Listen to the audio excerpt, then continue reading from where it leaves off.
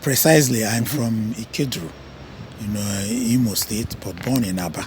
And I schooled in Aba and went to University of Nigeria, my first degree, and did my master's in University of Port Harcourt.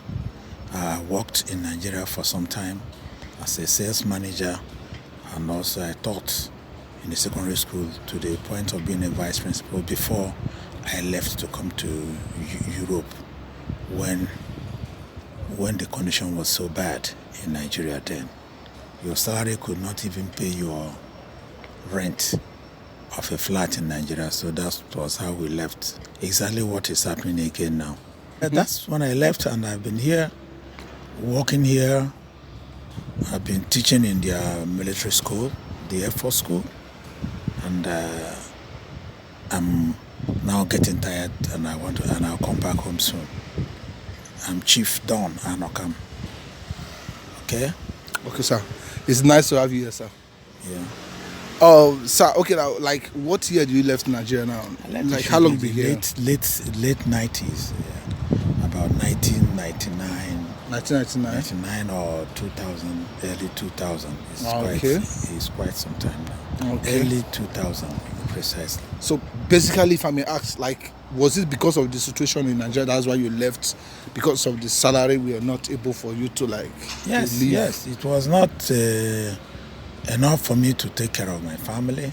I have my wife and 3 children, so I had to look for how to get the best for them and give them the best education, and I thank God we have been able to give them that. They are all graduates, masters, each one of them, and they are another 2 are in Europe, one in Europe, one in America, and one in Nigeria, who is also a lecturer in a college of education. You being a vice principal in Nigeria, so how were you able to start up again from the scratch from here when you arrived? No, when we came here, we were thinking it was easy. It was not easy because nobody actually recognized your certificate here. You've got to find some menial jobs to do till when you are able to exert yourself and then tell them that you're educated, and from there things got a bit better. And then you got to do something to survive. So you were able to get back to when you were young, do 1 or 2 things in a short time, and then assert yourself, and you are recognized, and from there everything became a bit easier. Okay, so you being a vice principal back then now, like how much was your salary now? I can't just remember, but it was peanuts. Like how much? If you let me tell you, he could not pay for a 2-bedroom flat for you. Back then? Like yes. At what year you're talking about now? It's in the late 90s. Late 90s. And the early 2000s. Yeah. Yes. I already had my master's then. But he couldn't. Do you know what it means? He couldn't pay your rent, because you got to live in flats. You're accustomed to living in flats, and you couldn't. Okay. And exactly the situation that is now. Yeah. Exactly the situation, and even now it's even worse. It's even worse now. That time it was only very few people who have attained certain standards that had that kind of vagaries, that kind of problem. But now it is a widespread, situation. The situation is really critical, very, very bad. So what was the most challenging part, like when you came here initially? Yeah, most challenging part is the language. You couldn't speak the language. But as you started speaking the language, then you can assert yourself and make them recognize the potentials you have. And they did. And they started, getting things done. The language was the problem. So with those masters you acquired in Nigeria, so were you able to use it to work the moment you arrived here? Yes, because you can say, because it makes you be able to say what you are and do what you can do. There are interviews you attend. Those who could speak English we know that this guy has a lot of potentials, and they give you to you if it is what you are looking for. But the problem here is that most people came here unprepared, without education, without anything, but they didn't still recognize it, especially in Italy. They didn't recognize it, and even up till now, they don't recognize that. In some countries, I know somebody in Britain who was in one of the forces, a high-ranking officer in one of the forces, and he went to Britain with his wife, and he's now doing in a magazine job. He's doing a magazine job because he has his own, status. He had his own way of doing things. He didn't want to do it the wrong way there in Nigeria. So he left it and had to start afresh. It's just like starting afresh to reassert yourself. What are those mistakes you made in your earlier age? Like you don't wish for the younger generations or younger boys to make the same mistake? The problem we are having is still people are leaving Nigeria to come here. It's not good for you to leave your country if you have some potential or if you have some respect for yourself. Money is not everything. You can still get to where you are in your country, but we have made that mistake and to fit in becomes a bit hard. The younger ones who have no education, I don't blame them for leaving. But those who have education should stay back and develop and develop our country.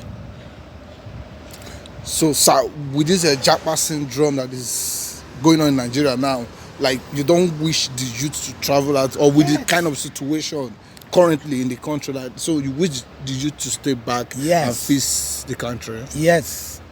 What we lack is the leadership. We don't have the right leadership. If we have the right leadership, you will just find out that, things will be put right. See what is happening in Kenya. How the young ones have been able to assert themselves. President Ruto is now in problem, and he's trying to get things done. But in our own, we don't seem to have learnt anything. Nothing has been learnt. So, sir, what do you have to say concerning this present administration now in Nigeria? For me, they are not getting it right, because I feel there is that system of godfatherism and nepotism still on. There is not the rule of law. Rule of law is adhered to when and at and when as you like, depending on your own status in the society. What makes any country progress is the rule of law. But in Nigeria, it is done as you wish, as far as your status is high. You can go to anywhere and do whatever you like. But that is not how a country, progresses. If everybody obeys the rule of law, you find that things will be right. See, they are asking for minimum wage. People are asking for it. And the government doesn't seem to listen to them. They have not reached an agreement. And the president is saying to submit to the parliament the minimum wage. And the NLC and the TUC are saying that we have not reached an agreement. What are you sending to them? We've been talking and they have not reached an agreement, but you want to send. What are you going to send? The buck should pass from from the top. That's my own. If the rule of law is adhered to and respect for every person's right and privileges, you find out that Nigeria is a very rich place. There should be nothing like a Japa syndrome.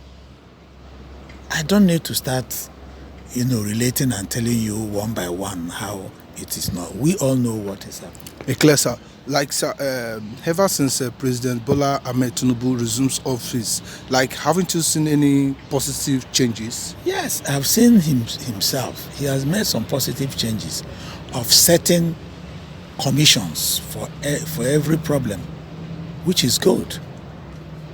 You must put people who know about a thing to think of how to solve the problem there.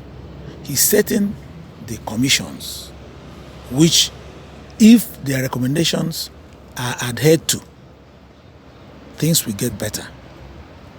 But I doubt things are swept under the carpet. See the humanitarian minister, nobody hears about it again. Nothing. Normally, that's how what happens in Nigeria. After some time, we forget. So if he has the capability, the experience to make a difference, but what is the problem is the political will. Clear, sir. So do you have anything to say concerning P2B? Well, as educated and as enlightened as I am, I believed that he would have made a bigger difference if he had been there.